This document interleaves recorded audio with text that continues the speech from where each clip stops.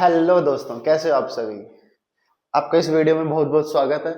हम आज देखेंगे फीमेल रिप्रोडक्टिव सिस्टम। आपका जो फर्स्ट पार्ट था मेल रिप्रोडक्टिव सिस्टम, अगर आपने वीडियो नहीं देखी तो मैंने आपका लिंक डिस्क्रिप्शन में दे दिया, वहां जाकर जरूर देखना।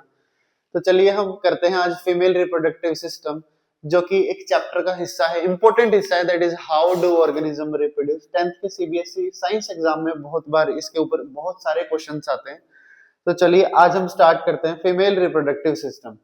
मेल रिप्रोडक्टिव सिस्टम का अगर हम बात करें तो वो थोड़ा सा कॉम्प्लेक्स कम है एज कंपेरेटिव टू फीमेल। एक फीमेल रिप्रोडक्टिव सिस्टम के अंदर दो पार्ट होते हैं, एक होता है नेसेसरी और एक होता है एसेसरी। जो नेसेसरी पार्ट है, जिसको हम बोलते हैं ओवरीज, इनके बिना रिप्रोडक्शन हो ही नहीं सकती। नेसेसरी वो हो गया जिनके बिना कभी भी रिप्रोडक्शन हो ही नहीं सकती। अब देखो, एसेसरी जो भी है, बाकी जितना भी बचा हुआ है वो हो ना हो काम चल जाएगा। हम आईवीएफ से भी बेबी कर देंगे, ठीक है ना, इन विट्रो फर्टिलाइजेशन से या टेस्ट ट्यूब बेबी से कर देंगे, ठीक है। लेकिन ओवरीज का होना बहुत जरूरी है, क्योंकि यहीं पर फीमेल का गैमेट का जो है वो फॉर्मेशन होगा, जिसको हम बोलते हैं ओवा। तो चलिए, सबसे पहला हमारे पास प्राइमरी कौन सा हो गया ऑर्गन? ओवरीज। दो है ओवरीज, पेयर है ओवरी, ठीक है। फिर उसके बाद हमारे पास जो एसेसरी ऑर्गन है, जो ओवरी से एग रिलीज होने के बाद आगे हेल्प करेगी रिप्रोडक्शन के अंदर, that is oviduct, uterus, vagina, vulva. Oviduct ओवा को लेकर जाएगी आगे। यूट्रस जहां पर एक बच्चा है वो 9 मंथ तक डेवलप होगा, जिसको हम बोलते हैं गेस्ट्रेशन पीरियड, गर्भाशय, वूम मदर का, ठीक है, जहां उसको हम बोलते हैं यूट्रस। वजाइना जहां से स्पर्म एंटर होंगे, और वल्वा, वल्वा को हम बोलते हैं एक्सटर्नल जेनिटेलिया, जिसके अंदर वजाइनल ओरिफिक, वजाइना का जो होल है वो आ जाता है। यूटराइन ओरिफिक, जहां से यूरिनेशन होती है, वो वाला होल आ जाता है। पूरा पूरा जेनाइटल को हम बोलते हैं वल्वा। ये न्यू वर्ड होगा आपके लिए, तो don't worry, Prince here for you. चलिए, ओवरीज। ओवरीज में क्या होगा? आलमंड शेप है, ओवल शेप, ठीक है। ओवरीज है कितनी? दो। पेयर्ड है, याद रखना, ठीक है। कहां पर प्रेजेंट होगी? किडनीज के बिल्कुल पास। कहां पर है? Abdominal cavity near the kidney. आपका जो एब्डोमिनल कैविटी है उसमें अगर हम थोड़ा सा बैक साइड देखें तो किडनी है, किडनी के जस्ट पास आपको क्या मिलेगी? ओवरीज, जो कि कनेक्टेड होती है यूट्रस से, कनेक्टिव टिश्यू से। नेक्स्ट, हमारे पास जो फंक्शन है ओवरी का वो दो है। जैसे पहला है प्रोड्यूस ओवा, that is a main function. ओवा अगर नहीं बनेगा तो एक बेबी आगे होगा कैसे? अकेला स्पर्म तो कुछ कर नहीं सकता। तो ओवा इज अ फीमेल गैमेट, जिससे जो आगे जाकर स्पर्म से फ्यूज होगा और आगे एक नया बेबी बनाएगा। तो चलिए, अब मैच्योर ओवा at a time in every alternate month. Alternate month, इस पर थोड़ा फोकस करिए। दो ओवरी है हमारे पास, हर मंथ एक ओवरी एक ओवा रिलीज करती है as per menstrual cycle. Menstrual cycle एक ऐसी साइकिल है जिसके अंदर फीमेल की बॉडी खुद को मैच्योर करती है हर मंथ। एक बेबी को डेवलप करने के लिए अगर फर्टिलाइज्ड हो जाता है एग, मतलब एग ओवा से, सॉरी, जो एग है वो स्पर्म से फ्यूज हो जाता है, तो उसको आगे डेवलपमेंट के लिए बहुत जरूरी क्या है? Menstrual cycle. उसी साइकिल के दौरान, दैट इज 28 डेज की है जो, उसी साइकिल के दौरान क्या होता है? हर मंथ, जैसे जैन में लेफ्ट ओवरी निकाल देगी ओवा, फैब में नेक्स्ट, ठीक है, मार्च, अप्रैल, ऐसे अल्टरनेटली चलते रहते हैं, ठीक है। तो चलिए, उसके बाद जो ओवरी है उसका एक सेकंड फंक्शन है, एक important function, that is a sex hormone. ये हार्मोन कौन कौन से? एक तो है हमारे पास एस्ट्रोजन, और एक हमारे पास प्रोजेस्टेरॉन। एस्ट्रोजन क्या करेगा? सेकेंडरी सेक्सुअल कैरेक्टर, जैसे कि फीमेल की ब्रेस्ट है, मैमरी ग्लैंड से जहां से मिल्क प्रोडक्शन होता है उसको डेवलप करना। लाइक हमारे पास पेल्विक ग्रेडल है फीमेल का, उसको थोड़ा ब्रॉड बनाना, ठीक है। यूट्रस को मैच्योर करना, that is a secondary sexual character. और नेक्स्ट हमारे पास है प्रोजेस्टेरॉन, जो कि कंट्रोल करता है मेंस्ट्रुअल साइकिल को, ठीक है।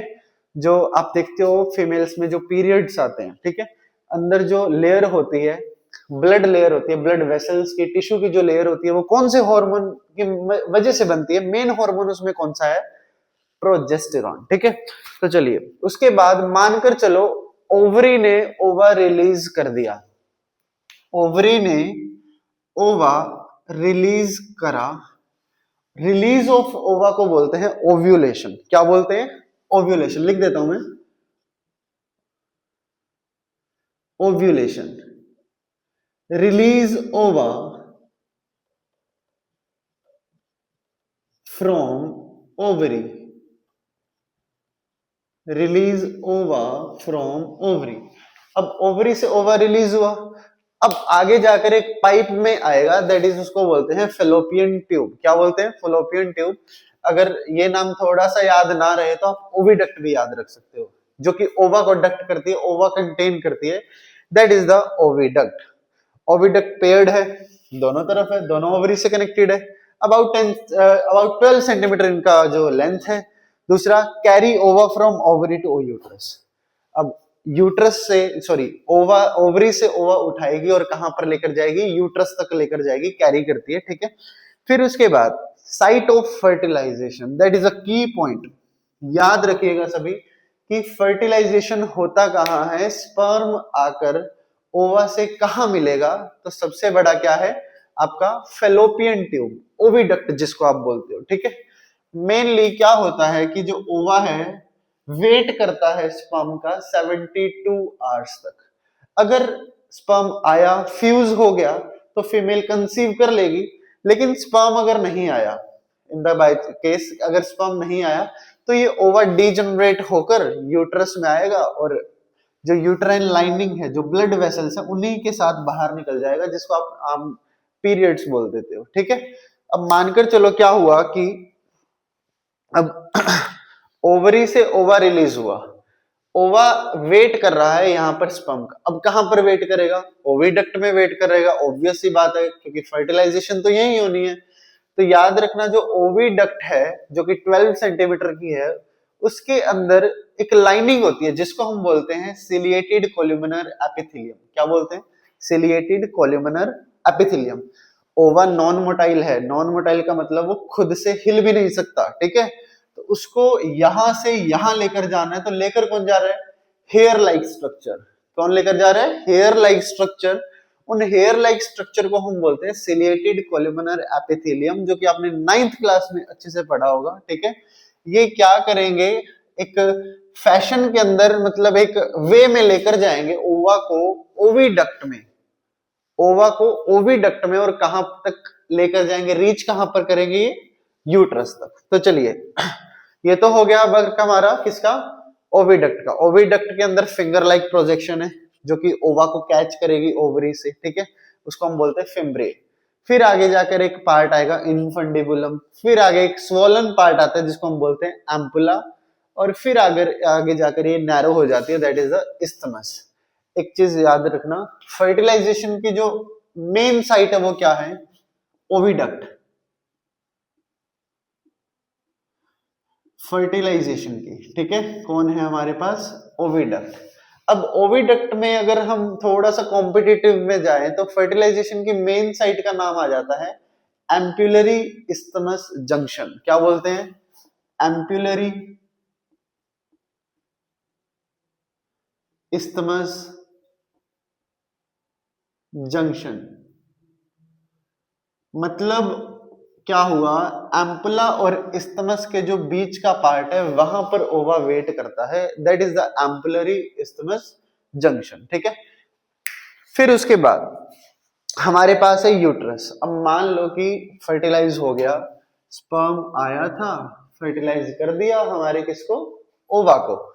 अब ये फर्टिलाइज्ड एग जिसको हम बोलते हैं जाइगोट, ये जाएगा यूट्रस में, और यूट्रस में इम्प्लांट हो जाएगा कहां पर? प्लेसेंटा लेयर पर। अब प्लेसेंटा लेयर पर एक जो जाइगोट है, सिंगल सेल, डेवलप होता होता होता आगे जाकर किसमें, किसके साथ जुड़ गया? इम्प्लांट हो गया हमारे यूट्रस के साथ, ठीक है। अब यूट्रस क्या है? Pear shaped. पियर मतलब नाशपाती। ऊपर से क्या है? ब्रॉड। नीचे से क्या है? नैरो। साइट ऑफ इम्प्लांटेशन, अब जो जाइगोट बना था वो आगे जाकर कहां इम्प्लांट होगा? यूट्रस की लाइनिंग पर, जिसको हम बोलते हैं प्लेसेंटा। क्या बोलते हैं? प्लेसेंटा। अब यहीं जाकर क्यों इम्प्लांट हुआ? क्योंकि प्लेसेंटा है जो 9 मंथ तक एक जो छोटा सा ना दिखने वाला एक जो जाइगोट है उसको आगे जाकर डेवलप करा। 9 मंथ तक उसको न्यूट्रिएंट्स कौन देगा? Placenta. That is much important, ठीक है, फॉर डेवलपिंग बेबी। तो फिर उसके बाद डेवलप करेगा, किसको डेवलपमेंट करेगा? फीटस को। फीटस को। जब तक एक बच्चा यूट्रस में है तो हम उसको बेबी नहीं बोलेंगे, क्या बोलेंगे? फीटस बोलेंगे। फीटस जैसे ही बाहर आएगा डिलीवरी के टाइम, फिर वो बेबी कहलाएगा, फिर आप उसको बोल सकते हो बेबी, ठीक है। तो चलिए, उसके बाद हमारे पास है, नीचे की तरफ आ जाइए, सर्विक्स और वजाइना। सर्विक्स एक नैरो पाथ है जिसको हम बोल सकते हैं बर्थ कैनाल। फिर उसके बाद आता है वजाइना। वजाइना के थ्रू बेबी बाहर आ जाएगा, ठीक है। अब वजाइनल ओरिफिक, ओरिफिक बोलते हैं इसको, ठीक है। ओरिफिक का मतलब क्या होता है? होल। अब इसी वजाइना के थ्रू एंटर करेगा क्या? स्पर्म एंटर करेगा, ठीक है। स्पर्म एंटर करा वजाइना के थ्रू। अब आपको पता है कि मेल के पास एक कॉपुलेटरी ऑर्गन है, पेनिस। अब पेनिस में क्या है? Ejaculatory duct. वहां से स्पर्म निकलेगा, वजाइना के थ्रू एंटर करेगा, सर्विक्स को क्रॉस करेगा, यूट्रस को क्रॉस करेगा, ठीक है। फिर उसके बाद कहां पर मिल जाएगा? आपका ओवा के साथ, ठीक है। याद रखना।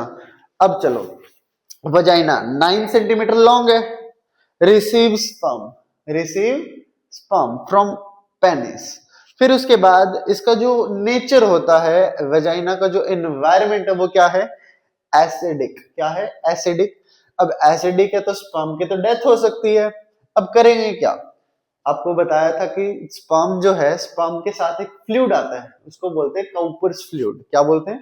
काउपर्स फ्लूइड, प्रोस्टेट फ्लूइड, जो कि एक स्पर्म को प्रोटेक्ट करते हैं, एक बेसिक मीडियम प्रोवाइड करते हैं ताकि एक जो फीमेल की वजाइना है एसिडिक, वहां पर ये बच सके। एक बात और बताता हूं, वजाइना के अंदर एक बैक्टीरिया भी होता है, दैट इज अ लैक्टोबैसिलस, जो कि आपके कर्ड में मिलता है, ठीक है। कर्ड को बनाने के लिए काम आता है, lactic acid bacteria, lactobacillus.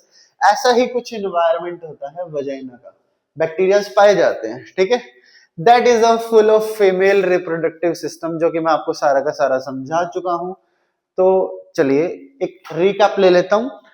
Sperm enter करा वजाइना से, सर्विक्स को क्रॉस करा, यूट्रस से होता गया, ओवा रिलीज हो ही गया था ओवरी से, ओव्यूलेशन, ठीक है, रिलीज ओवा फ्रॉम ओवरी। फिर ओवा जो है वो फ्यूज हुआ स्पर्म से, अब जायगोट बना। जायगोट डेवलप होता होता प्लेसेंटा लेयर के साथ क्या कर लिया? इम्प्लांट। इम्प्लांट होने के बाद 9 मंथ तक क्या करेगा वो? डेवलपमेंट, ठीक है। हर्ट बनेगा। एक चीज और बताता हूँ, हमारे पास जो छोटा सा भ्रूण है, भ्रूण जिसको आप बोलते हो फीटस है, जो डेवलप हो रहा है, 1 मंथ के अंदर अंदर एक जो फीटस है उसका हर्ट बन जाता है। क्या बन जाता है? हर्ट। सबसे पहला ऑर्गन है जो कि हर्ट बनता है, ठीक है।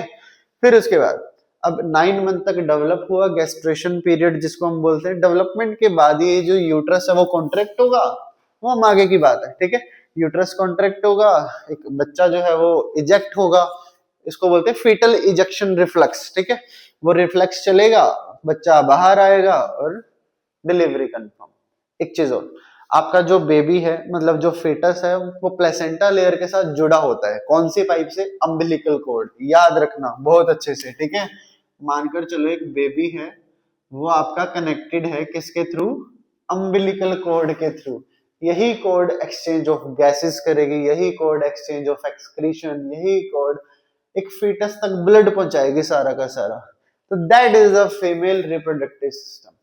तो एक स्क्रीनशॉट ले लो, ठीक है। Thank you so much for watching this video, thank you.